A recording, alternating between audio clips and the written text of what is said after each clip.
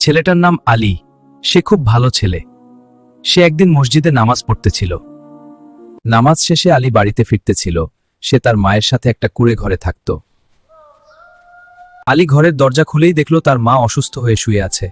এটা দেখে আলী দৌড়ে তার মায়ের কাছে গেল। তোমার কি হয়েছে মা? আমার শরীরটা ভালো লাগছে না, আমাকে একটু পানি এনে দিতে পারবি বাবা? কলসিতে দেখলাম এক ফোঁটা পানিও নেই। আলী রাতের আধারে বের হলো তার অসুস্থ মায়ের জন্য পানি আনতে। আলী অনেকটা পথ পেরিয়ে তার মায়ের জন্য পানি নিয়ে আসলো। এসে দেখে তার মা ঘুমিয়ে গেছে। আলী পানির গ্লাস হাতে নিয়ে সারা রাত তার মায়ের পাশে দাঁড়িয়েছিল। মা, পানি খান। ধন্যবাদ বাবা।